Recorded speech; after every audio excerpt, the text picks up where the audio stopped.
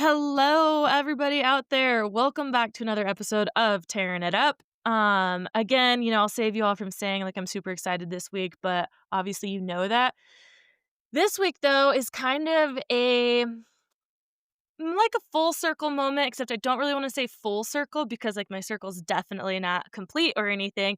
But my guest today has been on the dream list of guests since the ideation of this podcast came about years and years ago. I have specific memories of like binging her podcast in 2020 while we're all at home and I'm just like cleaning the house, doing anything around the house, and we're all just like in our own little worlds living together. But yeah, just binging podcasts, listening to her, and just really being like, I have to do this. I have to launch my podcast. I know a lot of people did in that COVID time, but I honestly feel like my launch pad was just like listening to our guest today and finally taking the plunge and doing it. And that guest today is Shelby Stanger of Wild Ideas Worth Living. I think we have similar missions behind the podcast and inspiring others and whatnot. And like I said, hearing her podcast was like, okay, I have to get out there. I want to tell stories just like she does. And I've wanted to tell these stories. So what am I waiting for? And yeah, I just can't thank you enough for being here, Shelby, today. I'm so excited to get to talk to you and dive into your story. Oh, well, thank you for having me on. I love the name Tearing It Up. You just like it makes me want to cheer you on, Yes, I love that. hucking off a cliff or something. I'm excited. I also have cold for right now, and it's like 80 degrees right now in San Diego, California, where I am. I was actually just in your hood in near Mammoth Lakes last weekend. It's so beautiful right there. Okay, what do I do? Right now, I am the host of REI Co-op's Wild Ideas Worth Living podcast. Podcast started in 2016 and sold them in 2020, and I'm still their host. And this year, we've even done some live podcasts, which makes me so excited because at first I started a podcast because I was like, this is so cool. I could work in my underwear and no one will Yes. even know. And I don't have to brush my hair. And now as we have video, like, well, I still don't brush my hair and I am wearing underwear, but um, things have changed. But I always thought from day one, like, how cool would it be to partner with REI? At the time, I knew they had a campaign to get women outside. It was called Force of Nature. And I was like, I'm a woman. I've gotten lots of girls outside. They're just going to come and subsidize my podcast for me. And so I found the person and I pitched them, and they were like, who are you? Nice to meet you, Shelby. I actually had known someone there. I'd applied for a job there and talked to someone there.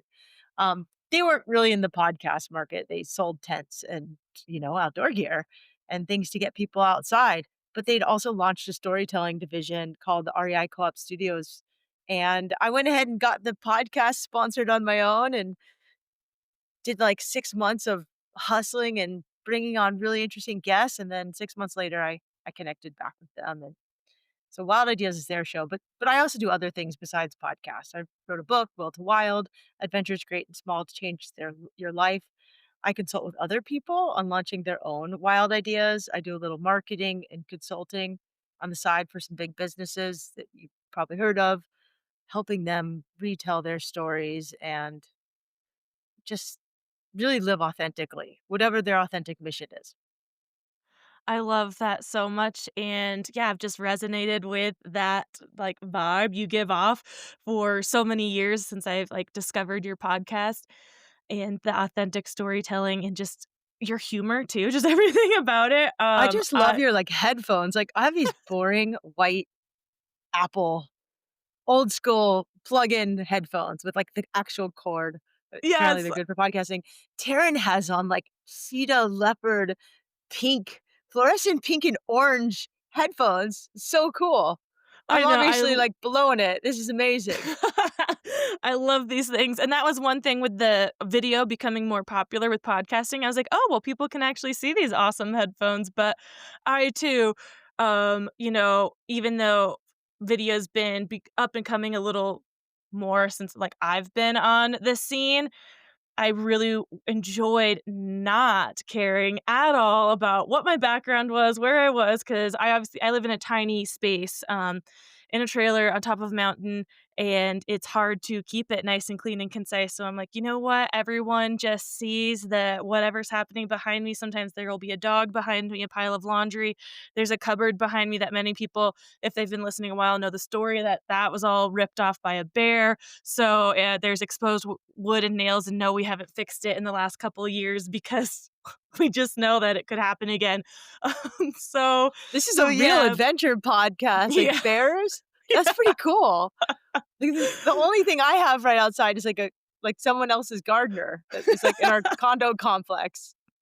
Yeah, it gets pretty wild out here. And so, speaking of like adventuring, live podcasts and whatnot, I kind of feel like that's what I get to do even when I'm doing the virtual ones because of my environment.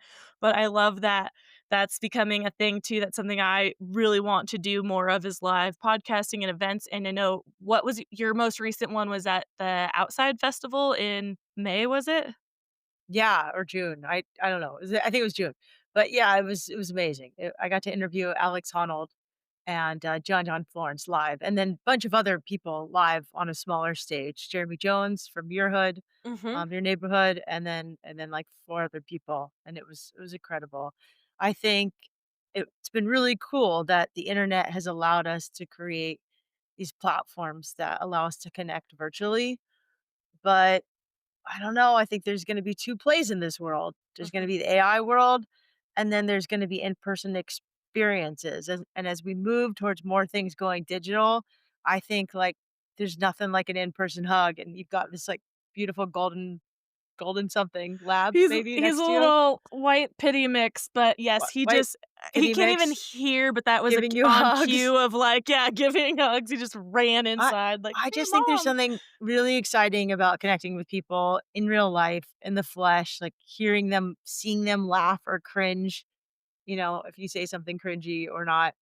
And it was a real joy to interview Alex Honnold. I think most people know who he is, and I wasn't sure how it would go. I was like, Alex, when I first interviewed him, he's actually always been really cool to me, but his early interviews are not what they are today, and he Mhm. is just such a pro. Like, there are a few people I've interviewed that just make you feel like you're the most superhuman version of yourself when you're around them, and he is one of those people, probably one of, like, 10 people that's ever made me feel like that, because he's so focused on what he's doing, he loves it so much, and he's so authentic.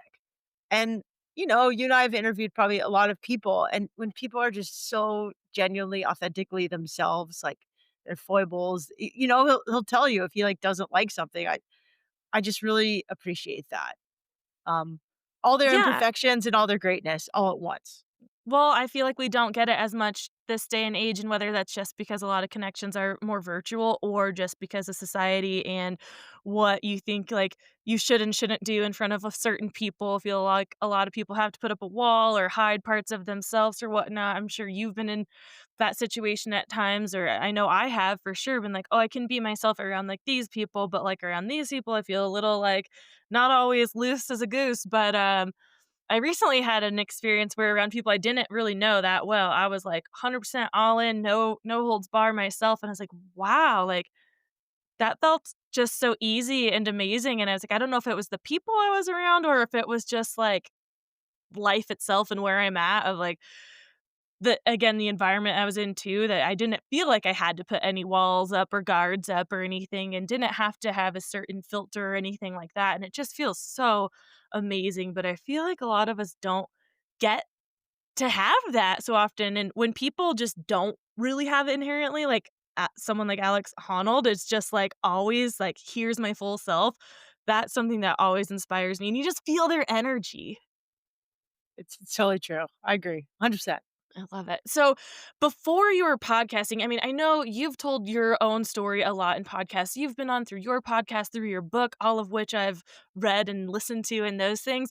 But for people out there who don't know, I'd love to dive in a little bit about your background and how you went for that wild idea of yours. Because before podcasting, you were still talking to people, to athletes and getting their stories out, but just in a different medium. So are you from Southern California, or where did, I always like to make the connection to the outdoors too, like, where did that start since you obviously have a connection with the outdoors and a lot of outdoor athletes?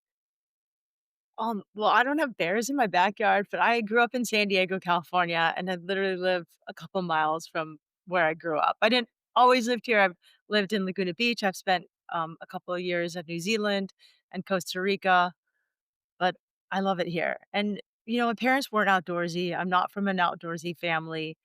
Their idea of the outdoors was, like, staying in a hotel in Palm Desert, and I was really lucky. I grew up in this town called Cardiff by the Sea where there were a lot of surfers, and there weren't really any women who surfed that I knew, but there were a lot of guys and classmates who surfed, and it just looked so fun, and for people who are surfers, Rob Machado's mom was my teacher, like, that's what a surf town I grew up in. Wow. Mrs. Machado was my 3rd grade teacher, and so there's a lot of people who surfed, and they're just for I played soccer. My mom sent me to my father passed away of a sudden heart attack. He was a dentist. We were like, a very lucky, privileged family in Cardiff by the Sea. And when he died, he died of a sudden heart attack. He was 47. He didn't have life insurance or like anything. He just one day thought he was having a stomach ache and he had a heart attack and that was it. It Wow. sucked. Yeah. But I learned that life was short. And I think I'd always known that and I was always kind of an adventurous kid. But that summer, my mom was a single mom and she taught at San Diego State and there was a water sports camp that gave discounted classes to teachers. And so I would go to this water sports camp and in the morning you could take surfing, sailing, water skiing, kayaking, or sometimes windsurfing, and I took surfing, and it was just so cool, and then I had all these really cute college guy instructors, and then one day I had a woman instructor named Izzy Tihani, and she was so cool, and she taught SAT classes and spoke fluent French and Spanish, and she partied, and she was really fun, and um, she checked a lot of boxes. I was like, "Mom, she should babysit us." And my mom's like, "Oh, she teaches SAT classes. Speaks 3 languages. Great, she can babysit you." And she would babysit us and have parties in our house. And years later, she ended up starting this all-women's surf school called Surf Diva, which is an all-woman surf school. So anyways, my segue to the outdoors was really not camping. It was surfing and a lot of time on the water.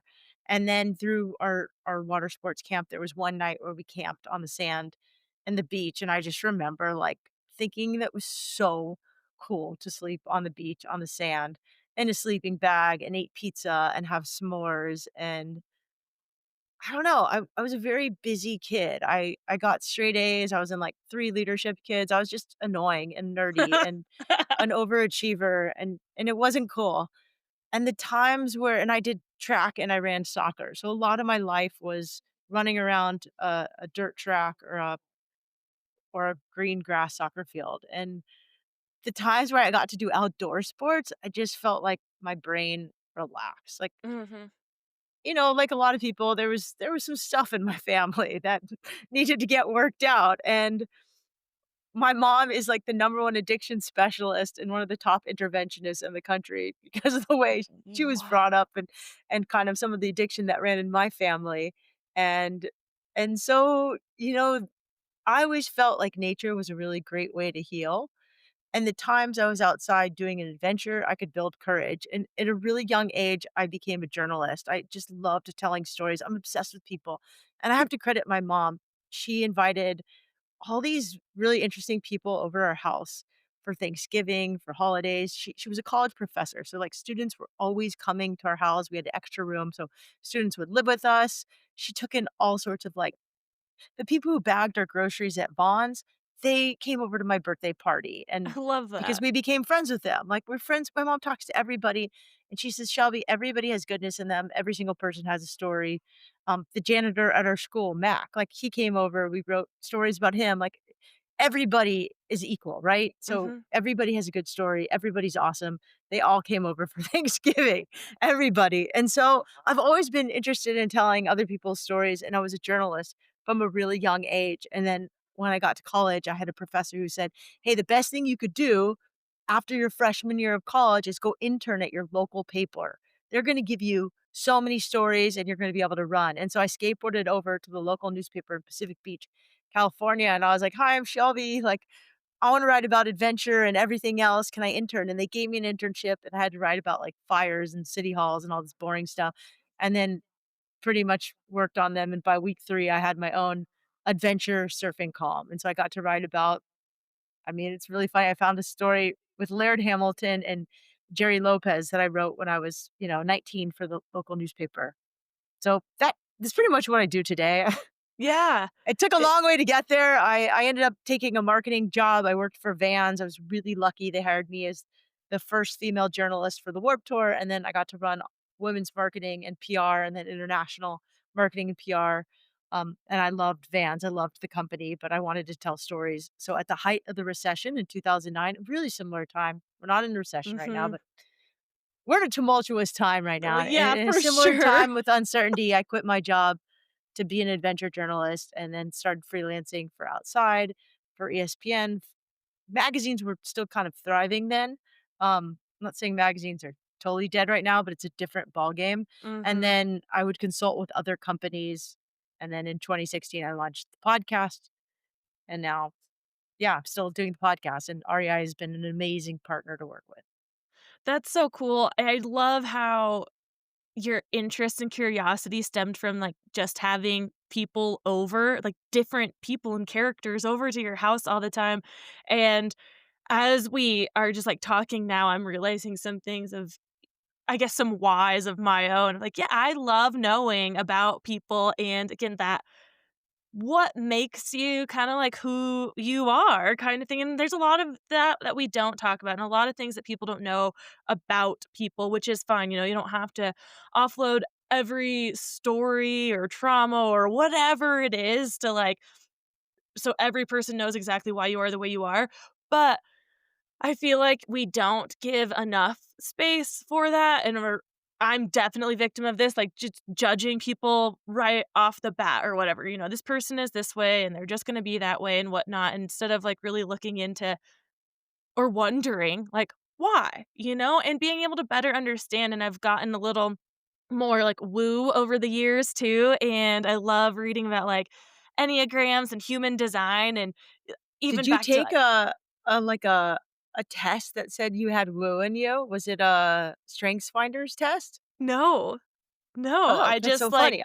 I've taken one had and it said woo as one of my oh, really? I didn't characteristics. even Yep. know that was, like, a thing, but I will probably go do it, but I've just learned about many more of these different, kinds of personality tests or traits or, like, different things. Like I said, like, the just horoscopes, enneagrams, all of that stuff you can dive in, and obviously you can put as much weight on that as you want, but I find it very, very interesting, and, even in this, like, group I'm in right now, an outdoor leadership program, we talked about true colors, and we learned about that, and I was like, "Wow, I am literally we're seeing each other's colors, learning what they are, and it's helping me directly work with this person, like, in my group because I understand, like, how that type of person is as a whole. I'm not just holding it, like, against them, and yeah, so I just find it very interesting to know people's stories too, and like I said, it helps the understanding of each other, and that's where I think we can have more connection too, and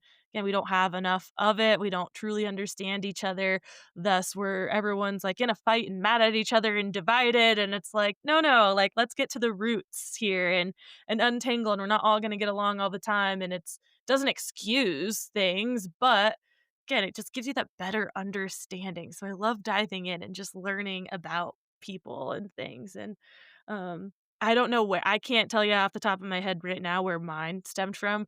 We were around a lot of people when I was young 'cause I was also more in the traditional sports than, like, outdoors, but, we didn't have a lot of different characters, like, over at the house to in the way that your mom did. That's just so cool to be like a revolving door, kind of the community house, it seems. We had a community house, and I have 2 older sisters, and we're all so different from each other that I think we just had to survive with these different personalities, and we love each other so much. Like, we will talk so much smack about each other to each other, and anybody else outside the family, we were to talk smack about one of us, we, like, kill them, you know? Not Yeah, kill them, yeah. but, like, we don't let that happen. Yeah, Um yeah. I just love people. I think they're really interesting. I think everybody has a story to tell, and I'm most interested in people who've taken a different path, like the one that's Mhm. not conformist.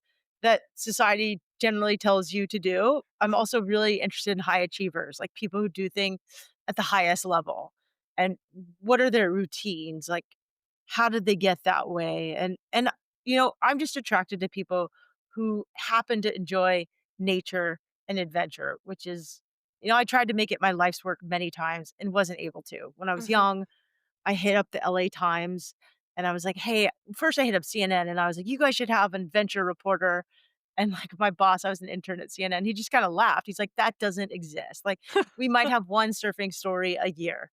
Um, and then I hit up the LA Times and they were like, "Listen, that's really cool. The only thing out right now is the X Games, but you should talk to Vans. Like, if you work at Vans, you can cover stories." And someone in my career early on, like when I was a journalist, I was taught to, like, never do PR, like, that was the dark side, and don't work for a brand, that's the dark side, and I was at a Mhm. dinner with someone, and she said, "I learned that it doesn't matter, like, where the idea get how the idea gets out into the world, as long as your idea gets into the world, that's all that matters. So if someone steals your idea and you basically give it to them, like, let that go, because you just want your idea to g if your idea is that good, and you just wanted to get it into the world, then get it into the world." So I started to like let go of the reins of how stories got into the world.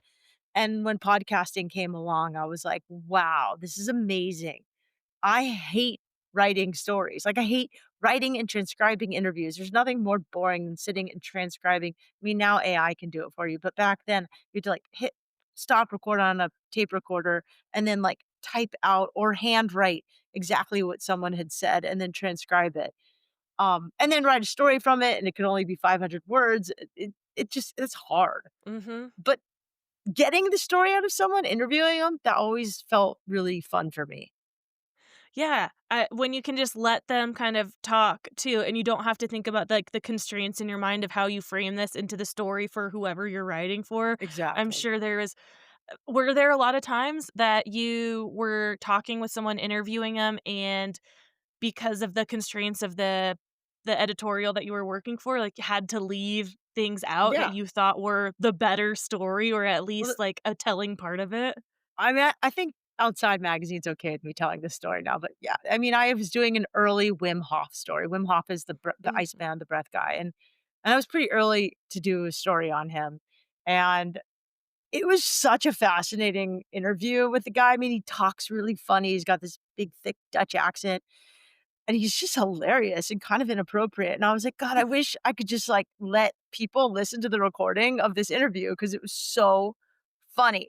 And then it got edited and they made him sound like a charlatan. I don't think Wim is a charlatan. I actually think he's a really good guy. He means well. Maybe he has some business people around him or trying to make money, whatever. We live in a capitalist society. Like, whatever, okay? Whoever's right or wrong in that, I don't know. I thought Wib was a great guy. And the story got edited in a way that made him sound like, maybe his intentions weren't that pure. Hmm. And I was bummed. And you didn't get to hear his irreverent humor or his Dutch accent or any of these like little details that I wished people could have heard. And I was like, that's it. I'm starting a podcast. And it just came to me so clear. Yeah, I have a million ideas. Like I have an abundance of ideas, but this one hit me like a bolt of lightning, and I was like, I mean, it had been simmering. It had been like a slow simmer for a while. Start a podcast, start a podcast. I felt unqualified at the time. The only other podcasters I knew were like Tim Ferriss. And I was like, well, that guy's really rich and has technical skills, probably knows how to work one of these Zoom recorders that I have no idea how to work. Um, Especially anyways, then, like, there were like, yeah, now it's so it's a little, easy. now it's so easy. Yeah. Yeah. Then it was then it was still pretty easy, but a little bit more complicated so that not everybody had a now everybody has a podcast, but Mhm. not everybody has a good podcast. Yeah, I don't know. Anyway, so I that story really was a catalyst for me to be like, yeah, I want to start a podcast. And that there were some constraints on that story. There was another story where I wrote about these two stand-up paddler chicks, and they were really nice girls, but deeply flawed and had this little battle with each other. And my editor just wanted me to dig, dig, dig. And I could have dug, dug, dug and hung them, but I'm just too nice. And I Yeah. realized like I'm a bad journalist because I'm like, the reason why they're like this is because they're just deeply insecure and they're young. I don't want to like hang these like 25-year-old stand up paddle girls that have long careers ahead of them. And so I realized I was better cut out to be a podcaster than a hardcore journalist. And I I think love that. journalism is flawed. Like Mhm. everybody's biased who's a journalist. And today journalism is very different than it was when I was in journalism school. Yeah. Well, would you say that was that the first, like, big idea that you acted on that, like, came from you from, like, starting something new? Like, obviously, we know you went down, you applied for the internship and these other jobs, but did those feel more like the checking those items off that, like, the things that society told you to do? It's like, "It's time to get a job. You went to school, you did this, you need to get a job," and it so, yeah, did those feel like the things you were passionate about, but kinda had to do rather than that, like, big passionate idea of, like, "I'm gonna go do this and be, like, the one changing the narrative here," or something? Well, I don't know if I felt like I was, like, changing the narrative or it was, like, this big thing. I just wanted to do it. I mean, Yeah. to be honest, it was a little selfish. It was like I wanted to start a business. At the time, I'd been a business reporter, um, and I was reporting on all these other businesses in the outdoor and action sports industry, and I didn't wanna start a shoe company. I felt like there was enough shoe companies, and that was kinda wasteful. I didn't wanna start a t-shirt company. I also thought the clothing industry was, not perfect. And podcasts seemed very, like, low risk, high reward, Mhm. and it was something I knew. But before that, I mean, I'd had some wild ideas before, some of the stories that I did as assignments were, like, really wild to me at the time. Yeah. One of the stories was to paddle down a portion of the Amazon River with a group who had never done it. The first story that allowed me to quit my job was about covering a group of guys who were going to be the first to stand up paddle these remote islands off of Indonesia. And I was going with this like legendary boat captain, an amazing Hawaiian waterman. There's just all these really cool characters on that boat trip. And I think that one boat trip really changed the course of my life for the next 10 years. And it allowed me to quit my job and take these big risks because I literally had to like drop in on some of these big waves in the middle of the ocean. And that became a metaphor for dropping in on really big things in life as Mhm. well. I so we talked a little bit in the beginning about kind of personalities, right? And some people who are just like able to be them full selves all the time, not really hide behind any kind of veil or anything. And that has reminds me of people who it's what I get from you kind of is that you act on your ideas, right? And there's a lot of people who let fear hold them back and they want all their ducks in a row kind of first. Like, well, before I do this, I have to make sure, Well, I'm this I'm is like okay. that too. Yeah. Well, that's what I was wondering. Like, do you feel like that? Because I mean, I think a lot of people might look at the things I've done in life or whatever, and like, wow, you just kind of do the thing. But I definitely like have plenty of fear and reservation before doing the thing. I think there are people out there who are a little bit more inherently risk takers, obviously, like a lot of these athletes, right? Do you feel like you were that type of like kid or person, like more on that risk taker side your whole life? I think I've always, from a very young age, I was really lucky. I had like an awesome mom and awesome sisters. And so I had a really, and I had therapy at a young age because my dad died. My mom was like, you got to go to this thing. And I had to go to Halatot, which is like Al Anon for little kids. It was Mm, awful, but it was actually like good for me to see that how other kids had it. Like, mhm, it was good for me to get a dose of reality and a dose of, like, how other people are raised and the circumstances they have to deal with as a pretty privileged kid growing up in Cardiff by the Sea, California, which was is not what it is today. Right now, it's absurdly wealthy. Back then, I'd say many of the people who lived there, their parents were greenhouse workers or plumbers or electricians. It was a lot more blue collar than it is today. Um, but I think it's not that I have a high tolerance for risk, it's that I've had a strong sense of self and, like, I have an instant inauthenticity meter. If mhm. I'm being inauthentic, life slaps me in the face, and it's happened many, many times, and because I've made so many mistakes and failed, I've learned that when I'm being inauthentic, like, so one time I was being inauthentic, and I wrote about this in my book, and I don't think I went into it as detailed, but I think there was a time after I'd quit my job where I was really trying to prove myself as an adventure journalist. And at Mhm. the time, it was a pretty like male dominated, like hardcore dude industry. And, I was really trying to hang. So I was trying to surf waves that I really had I'm not a very good surfer. I had no business surfing certain waves. And I was trying to impress girlfriends by like, I like to say I had so much game, but I would like kiss a bunch of boys and then run away. And I was trying to kiss a lot of guys. It was so stupid.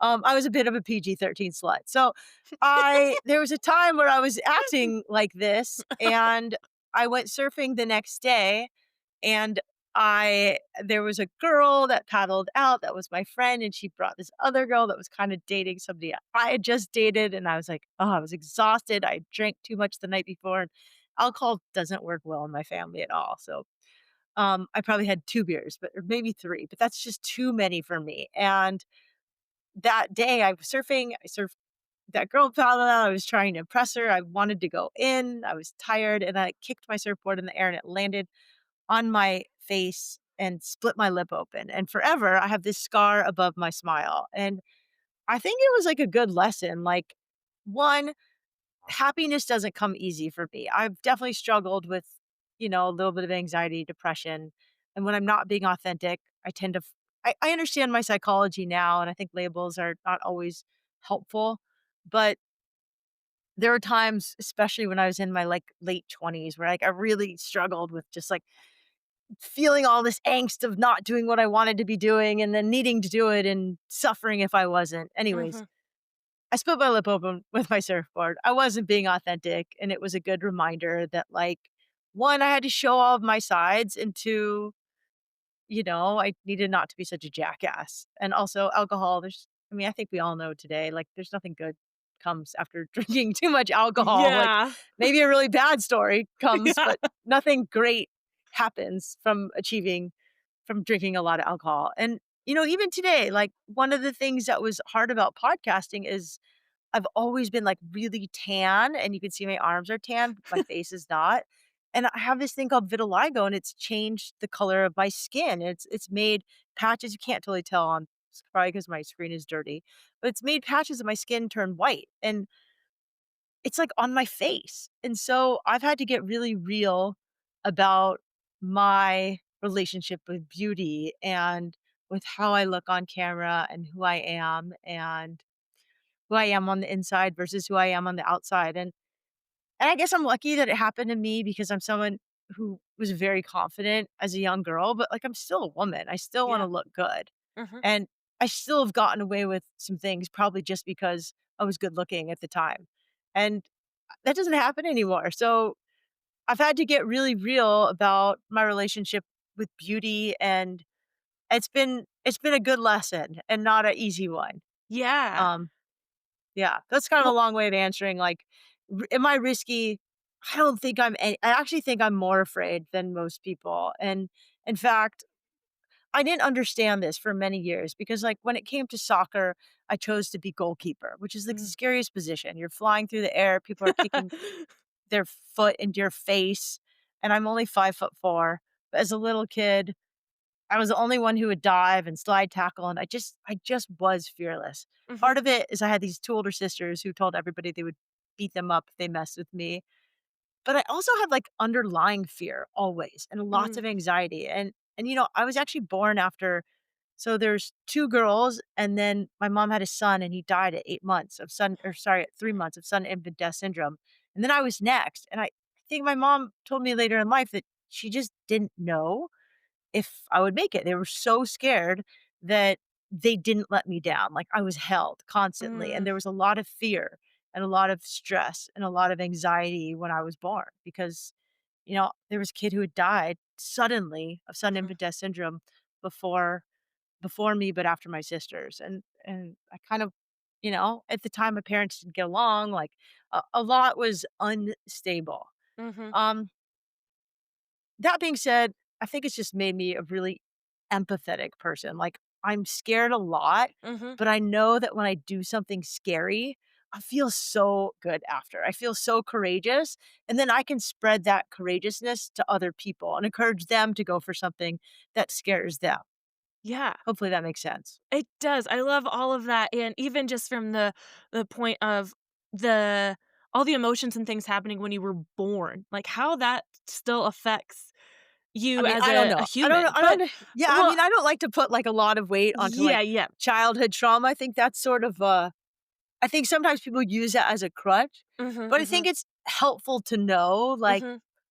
because I went to years of therapy and I was like, "Mom, I still don't get it." Like, I get really stressed about making decisions that seem Yeah. really easy, but, like, I can go paddle down the Amazon River, or I can go to Indonesia, or I'm not afraid to just, like, pack up and go to Costa Rica. Mhm. Like, these things don't scare me, but, like, other little things do, and we've just I'm really lucky. I'm from a family that talks about this shit, and Yeah. we are blessed, and it hasn't always been that way. It's been, like, definitely, it's definitely been, like, a road to get there, Mhm. but I have a rad 78-year-old mom who's like, "Yeah, we gotta talk about this stuff." Yeah. And, sometimes I think she's crazy, but I love her, and we talk about it. Yeah. She just wrote a book, and one of her chapters is, like, talk about the tough stuff, Mhm. and we do a lot in our family. It's healthy. It's really healthy.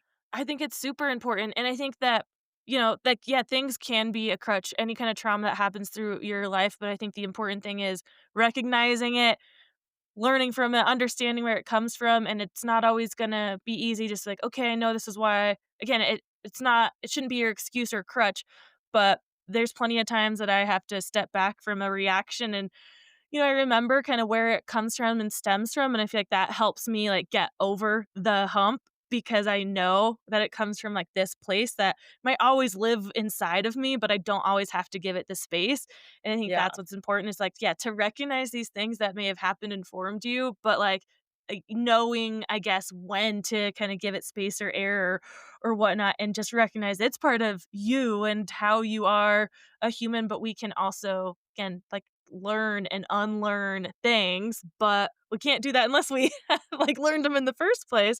Like, where does it come from? And I Well, I think think if that you're listening to this podcast, like, chances are, like, I've interviewed enough adventurers by this point that a lot of them addiction runs in their family, or, like, Mhm. they got something, and that's why they go to nature. They find nature so healing. Yeah.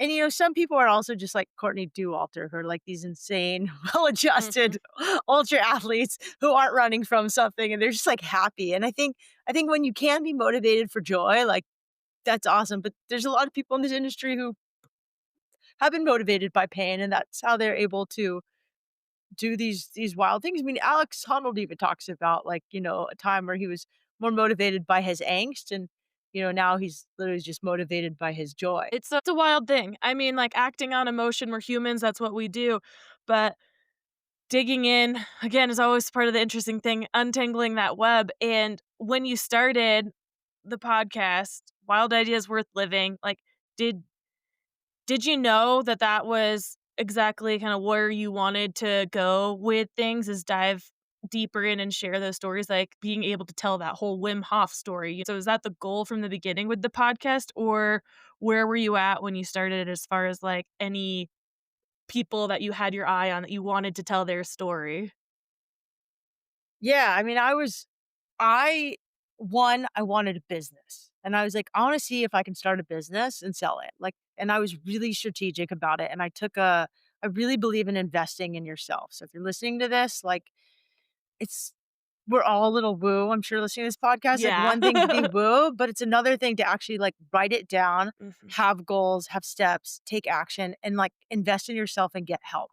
So, I took a entrepreneurship accelerator class. Day 1 was write your business plan. The last day I was presenting my business, which meant, in my world, 3 podcast episodes and a trailer, to literally a team of investors who would potentially give me money, and I didn't know how to edit, so I also had to pay an editor and someone to actually put this, like, nebulous thing called a podcast on a platform. I didn't know how to do it, and then I didn't have the money to pay him, so I was like, "Well, I better go get sponsors," and so I had to hustle and pitch, and so I didn't s I started it strategically, and I had one goal, and I'd written this goal on a piece of paper when I was 15, and it was to get others to go outside and go for it. Like at 15, I think I said, I want other women to just go out and go for it, whatever their it is. And then as a 29, 30 to, I don't remember how old I was when I actually started Wild Ideas, but in my early 30s, I started Wild Ideas. And I think my goal was, get other people to use nature as a catalyst to heal, an adventure as a catalyst to build courage and go for it. That's it, whatever it is. And yeah, so on my list, yeah, Wim Hof was definitely one of them. Dean Karnazes, the ultra runner who had literally just ran into in Mammoth last week at the grocery store, he was one of them. There were some surfers. Uh, I mean, Alex Honnold was one. Bethany Hamilton was one. I had a list, and the only person who has been on that list that I haven't interviewed yet is Kelly Slater. Oh, wow. I love that. But it's funny, our team was like, "Who else do you wanna interview?" And I'm like, "Ah, I kinda interviewed everybody I wanted to interview." So we're finding lately, it's funny too, is older women are the ones who, to me, are, like, the most interesting that I've Mhm. interviewed lately. They have so much wisdom. They don't give any Fs anymore, and they're such chargers. So Yeah. some of the older women, I just interviewed a woman named Anne Rose, and she is, like, a farmer from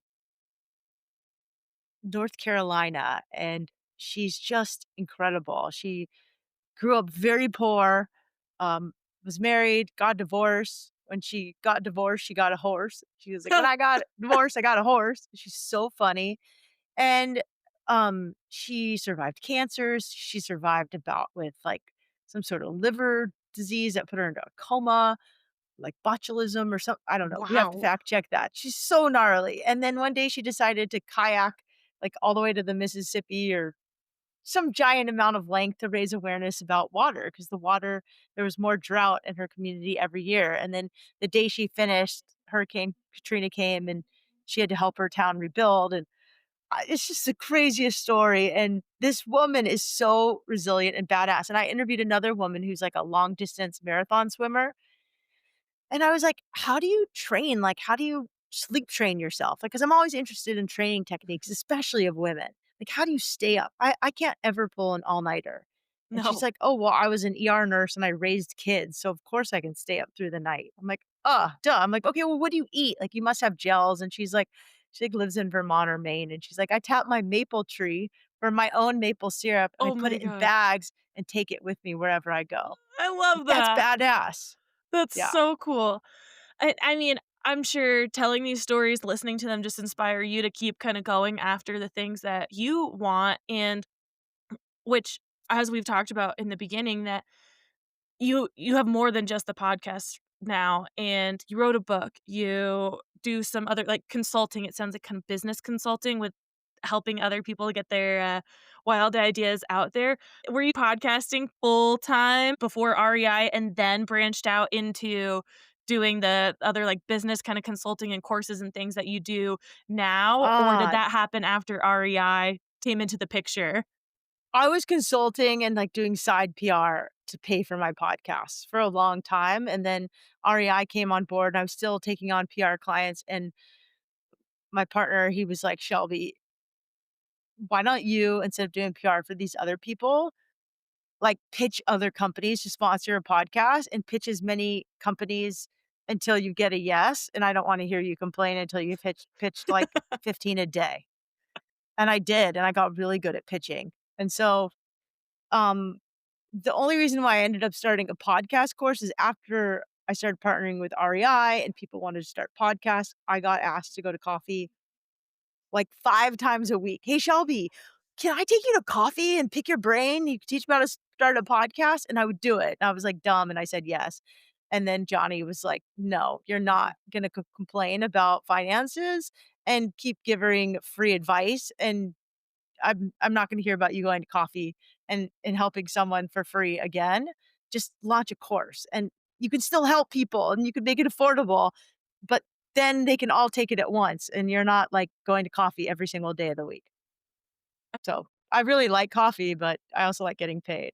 I think that's just part of who you are, being an empathetic person, right? And wanting to help people. You want people to do the thing, but it can be a very hard place to navigate that, and that we live in a world we have to make money, right? And so when you're a person who's trying to start a business out of a passion, it can be very hard, I feel like, to learn how to monetize it and to figure out how to monetize it because we're also, hear the narrative that, money's the root of all evil, or once you start getting paid for something, it feels like work, and we're always afraid to kind of lose that passion if it turns into a, job. But I mean, I firmly believe that anything you do is work sometimes, even if you enjoy Yeah. it so much. It's like there are the days that you just want to do nothing, and it takes effort to, like, get yourself out there Yes. and up, and it's not gonna be easy every single day. I just don't buy into that for anything, but, to each their own and their beliefs.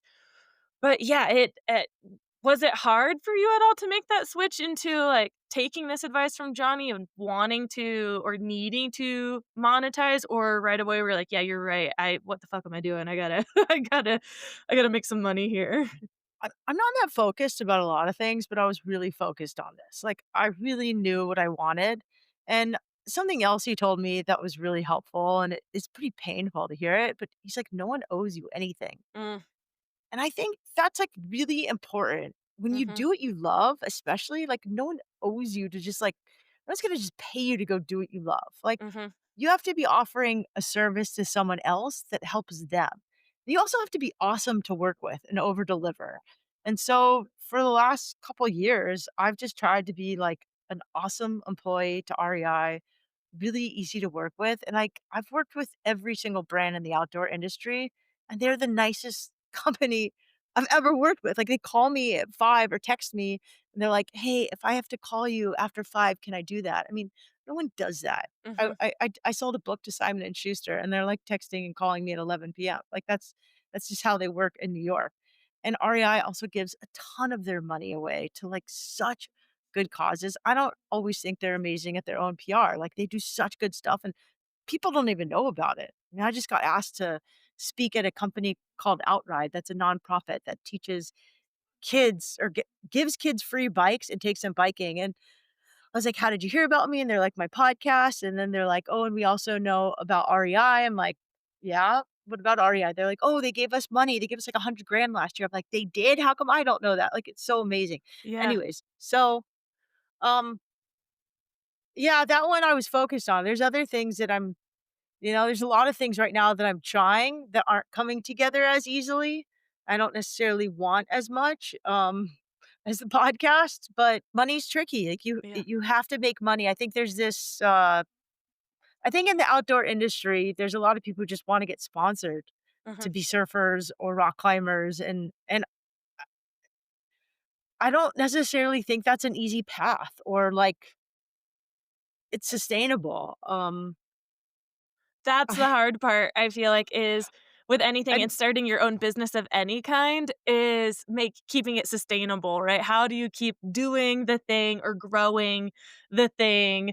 Sometimes I honestly am like, I don't wanna think about how I'm gonna keep I just have to day to day, like, keep going, and I know I it's part of business, you have to kinda think long term, but I think you have to provide man. value for people, Mhm, and mhm, you have to give them something that they need and not and want. yeah. Otherwise, look, there's what you love, what you're really good at, and what people will actually pay you to do. If I just did what I loved, I'd be a professional surfer, but I'm not really good at it, so no one's gonna pay me to surf, right? I'm really actually quite good at PR, but I don't love doing PR, so, like, I do it sometimes blended with partnerships because I really love partnerships and pitching for money, and people will pay me to do that because 'cause I'm good at it, and I can help them, and I can help them grow their business, and I can also help sell.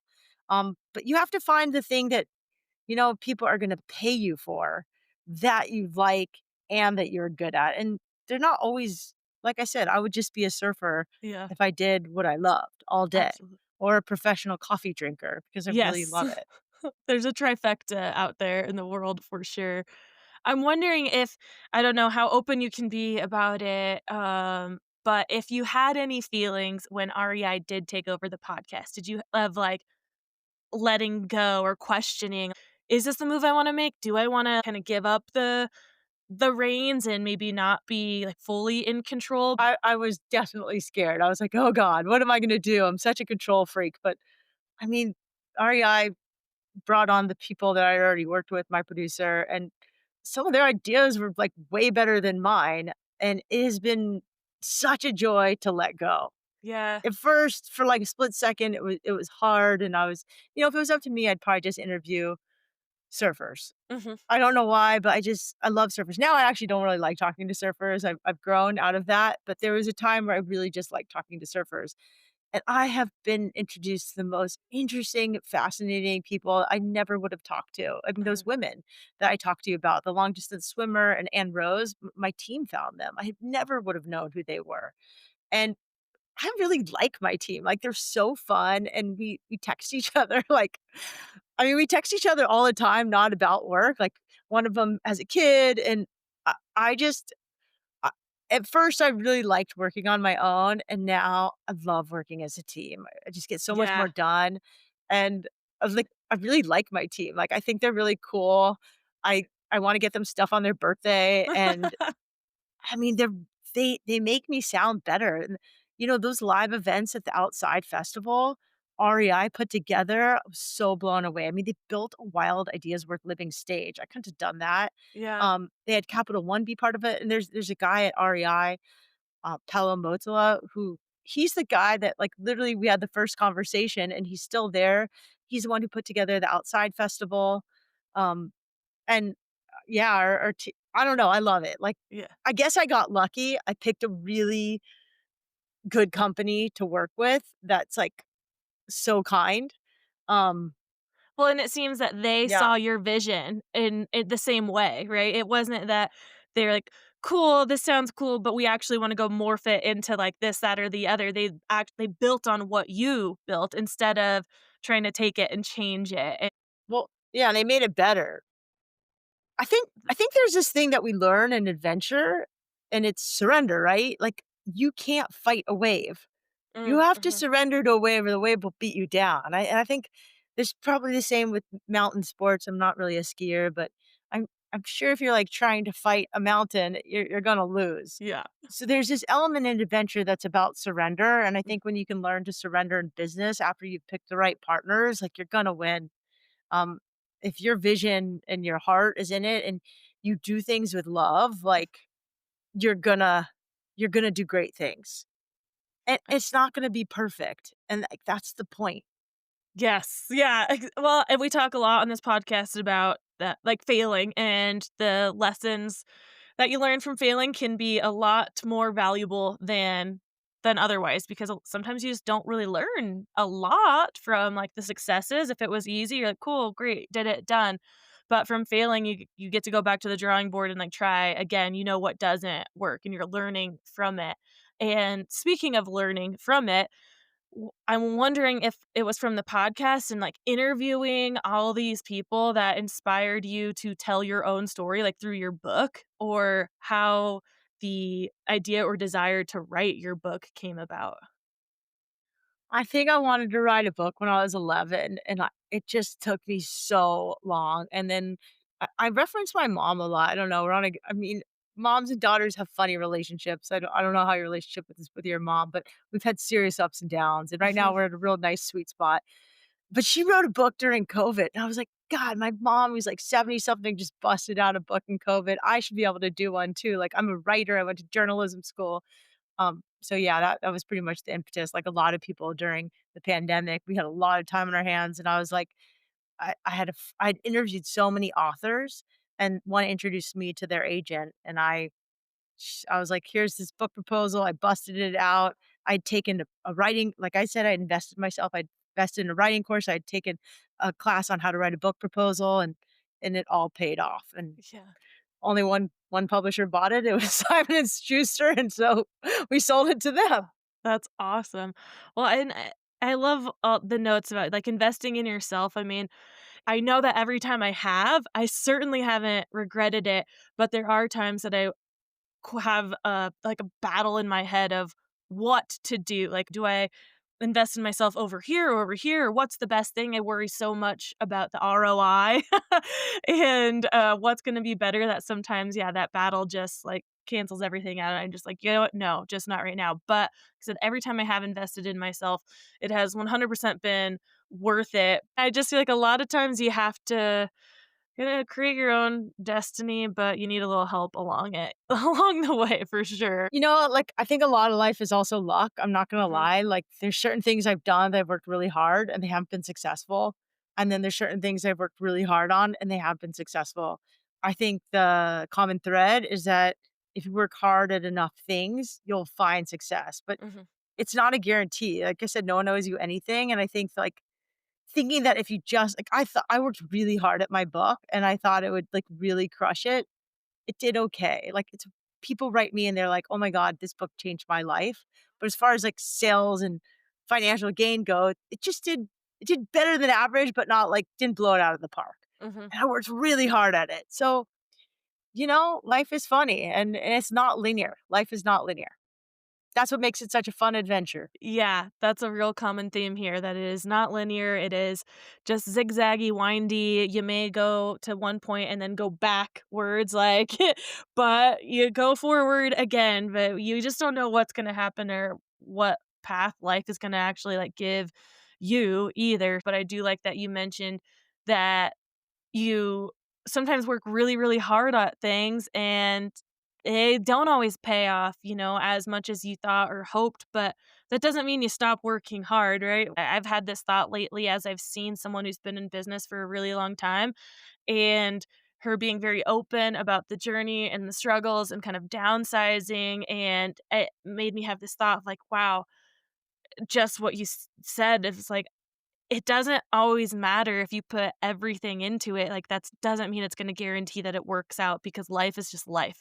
Like, it's not always gonna be, like, roses and rainbows just because you put every ounce of, like, blood, sweat, and tears into it. But if you want it bad enough, you have to do that anyways and take the risk that it could work out or it could not. If you care enough, you just have to do it no matter what. Um, and be able to move on if it doesn't. I think that's the harder part for people, and it's something that I've thought about too, is like, okay, if it doesn't th like, pan out, am I gonna be able to pick myself back up from this? And I think that a lot of people struggle with that and how to get back up again. How old are you? Can I ask? 37. Oh, it's a good age. What do you wanna do with this podcast? That's a thing I'm still working through. I don't want this to be just a standalone podcast. There's a bigger mission of like the overall tearing it up, like kind of collective media, sharing stories, in person, experiential like events that I want to try to create because I love doing events. I've done it in different marketing roles and whatnot. I've put some on like through the podcast, like group mountain bike rides, ladies avalanche awareness nights. And yeah, going to like Rome Fest is on the list next. I think when this episode comes out, we'll be 1 week from Rome Fest, so we're gonna be doing some live podcasting there and just getting content and really about creating community, I guess, is what it comes down to. There are all these different funnels that the overarching theme is creating community where people feel like they're supported and, have the courage, I guess, to go out there and do the things because I grew up in a family that was very supportive. Wasn't told, like, "You have to do A, B, C, D, whatever." It was, like, got to college age, like, "Well, you can go to college or you cannot. You can go into a trade or whatever," like, because my parents didn't go to college. They were kind of like, choose your own path because we're not paying for college, I think was the main thing. Like, we can't pay for it, so we can't tell you you gotta go because you have to find your own funds. They paid for community college, which then was obviously everything was much cheaper than it is, but it still wasn't, like, that easy for them. But because of that, I feel like that's where I've been able to kinda just, like, take risks and create my own path because I wasn't told I had to do things in a certain order, and I think we just get in our heads about that, especially as women and especially at certain ages, and I think people need to feel comfortable to make changes and really do what their heart kinda tells them they should do and live, well, like you said in the beginning, authentically. Well, I think there's a real opportunity right now for in-person experiences, and I think people are craving it. Like, we're Mhm. gonna have AI is taking jobs, whatever industry you're in, and you're gonna like, people are gonna have more time, and they don't know how to do these things, and it's scary, and they want their hand held. I would want my hand held on a mountain bike adventure. Yeah. Um, I don't know, I think there's a lot there, and Mhm. I think you're gonna be able to do it, but Yeah. I'd keep your eye on, like, the in-person experiences because I think that's, like, a really hot building community. I think community is currency, Mhm. and probably 2 of the most impactful things I've done this year has been volunteering at a prison and to teach entrepreneurship and also spending time at a Buddhist monastery. And what I've learned there is just community, collective, like, human experience from wherever you are in life is just so valuable. Mhm. And, you have given us, the audience, the listeners, everyone, so many nuggets throughout this episode, but if there even just that, what you said there, but is there anything particular that you would wanna leave the audience with, like, one piece of advice to go for their wild idea? Well, I mean, I've given so much advice on Wild Idea. I would say if you wanna do something that makes you feel really good, go do something for someone else. Mm, Like, go volunteer. I interviewed the guy from Blue Zones, and he said that that's, like, one of the biggest things you could do for longevity is volunteer. Do something for someone else. You'll feel better about your own life. You'll learn something, you'll connect with other people, you might meet someone, like, it's just, like, such a win, and I've tried every diet and workout on the freaking planet. I feel like I've tried every experimental hack out there, and volunteering, like, that's the best hack of them all. It's something we did as kids, and I think some of us might have forgotten about, mhm. but if you can volunteer as an adult, even if it's within your own family or neighborhood or, maybe not within formalized organization, that's okay. Just do something for someone else, and you'll feel so much better. Yeah. Oh, I love that. That's such a great piece of advice. And I feel like it takes the focus off yourself. Sometimes we're focused way too much on ourselves, right? So like let's Or not. Let's navel go. gazing way too much. Yeah. Agree. Yeah, that's amazing. Well, before we get out of here, Shelby, is there anything else you want to leave the audience with? Definitely tell us where to find you, connect with you, find the book, the podcast, all those things. But if there's anything else too, please feel free to add it. Well, I hope we get to join one of your in-person experiences, Tara. It sounds really fun. You can get the book Will to Wild Adventures Great and Small to Change Your Life. Probably Amazon, rei.com, Target, like wherever books are sold. If you have a local independent bookstore, I actually think the one in Truckee carries it. Oh, That cool. would be awesome, or order from them. And then I'm Shelby Stanger on Instagram and shelbystanger.com. And I think I'm going to teach a pitching class. Yes. So that would probably be my next class that I'm going to offer. I would 100% be looking out for that myself. Awesome. Awesome. Well, thanks, Tara, for having Amazing. me. I really appreciate it. Yes, thank you all out there for listening. Go follow, Shelby, check out her book, her podcast, website, all that good stuff, and I hope you all got something, more than one thing, honestly, out of this episode, and go out there and, do the thing. Oh, Tearing well it up. yeah, exactly, go tear it up, guys. Alright, everybody, we'll talk to you next week. Bye.